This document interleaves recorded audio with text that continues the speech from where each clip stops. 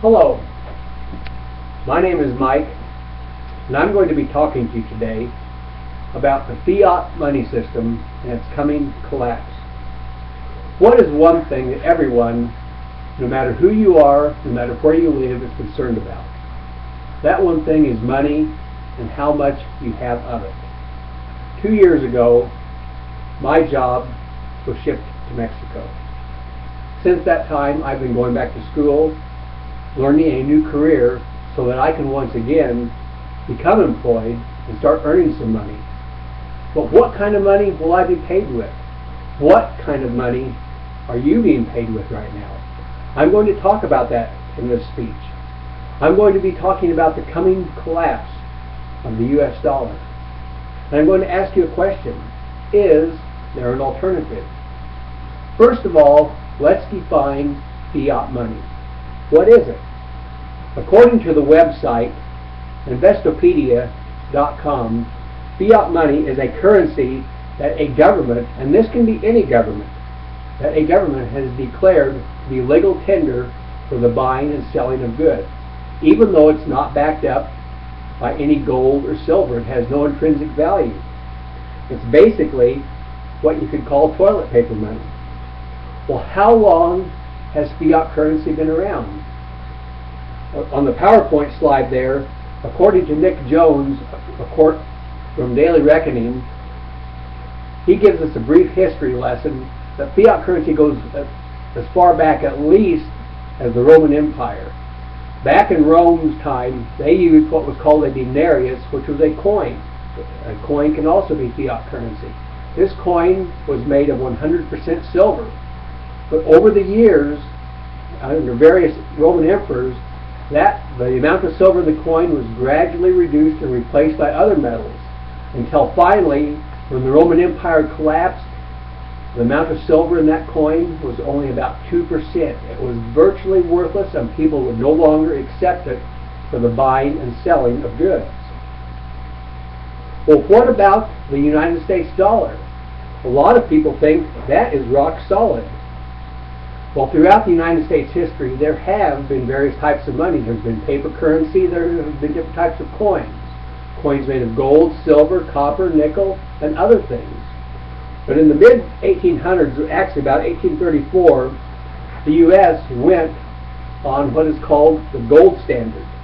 According to Michael Bordeaux, at the Library of Economics and Liberty, he said the U.S. went on the gold standard with other countries, and they fixed their price at $20.67 for 1 ounce of gold. You could take that amount of money to a bank and exchange it for one ounce gold piece. And this lasted until the mid-1930s, when the Great Depression came along. And everyone went off the gold standard at that time under President Roosevelt. About 10 years later, world economic leaders got together in Bretton Woods, New Hampshire, to try and come up with some new type of international currency. After a lot of discussion, they decided to once again go to a form of the gold standard. And they fixed the price of currency in US dollars to $35 per ounce. And that lasted until 1971 under President Nixon. At that time, Nixon decided, because of rising inflation and a growing U.S. trade deficit, to do away with the gold standard and replace it and just let the dollar fluctuate. Well, this Bretton Woods system was put into effect, according to the U.S. State Department, to try and stabilize currency, but now everything was going to be fluctuating again. Well, this brings up something else that we need to consider. According to Marin Katusa at Casey Research, about the time the Bretton Woods system was done away with in the early 1970s, the U.S. signed an agreement with Saudi Arabia that locked the buying and selling of oil to the U.S. dollar.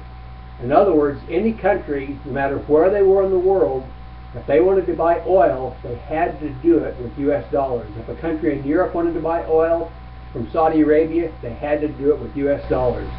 As a result, the value of the dollar skyrocketed, and a lot of countries like China and others started buying U.S. treasuries, which has been supporting our standard of living for a great number of years. Well, what is a dollar worth today? According to Adam Sharp on the next PowerPoint slide, you can see there's a graph starting in 1971 of the US dollar basically being worth 100 cents. And you see it gradually going down to the year 2009 where it's worth 18 cents on the dollar. At the same time, if you look at the red line there on the PowerPoint slide, you'll see it starting down low in 1971 and climbing up to the year 2009. That red line represents the amount of currency that is being poured into the system by the Federal Reserve banks. And the more currency they put in the form of stimulus packages, etc., the less our dollar is worth. So is there an alternative? Well, according to Ben Rooney at CNN Money, in 2011, the International Monetary Fund got together to try and come up with something else to use besides the US dollar. And basically, they were suggesting doing something called special drawing rights, or SDRs, to help stabilize the global economic system. This is only a proposal that was proposed last year. There has been nothing decided yet, and I personally don't know if anything will come of this. They are still, debating the pros and cons of that. But in the meantime, while, the International Monetary Fund is debating this, a lot of countries, a lot of states are giving a closer look to going back to some sort of the gold standard. Greg Hunter at USA Watchdog writes that a lot of states, including Wyoming, actually there's about a dozen states, are passing laws or in the process of passing laws to make use of gold and silver for buying and selling things legal once more. Right now it's against the law to do that, to use gold and silver to purchase things, but they want an alternative in case the US dollar system does collapse. And according to Mike Maloney of goldsilver.com, one of the greatest wealth transfers in history is taking place right now. If you look at the next PowerPoint slide, you'll see there it's talking about paper versus silver in 1966 versus today.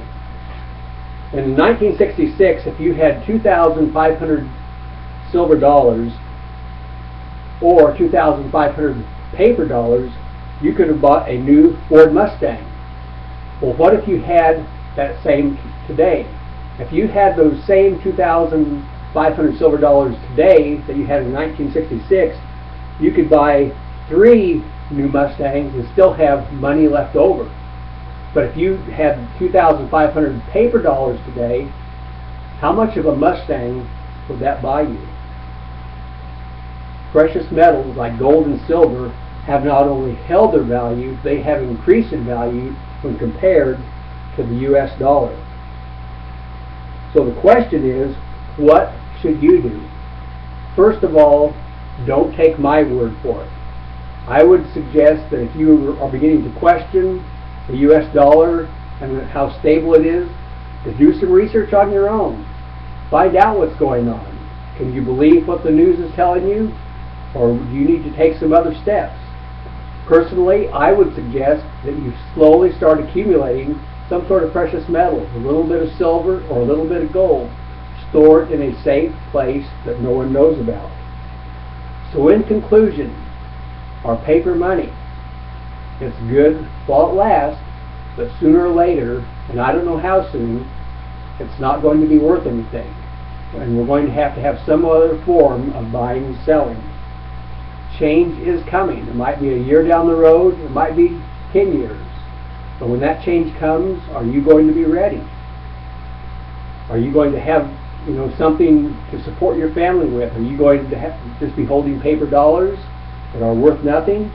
Or will you be able to say, I took some steps, I was prepared, and I have something solid like gold or silver to back up my forward lifestyle? I hope you make a wise decision. Thank you very much.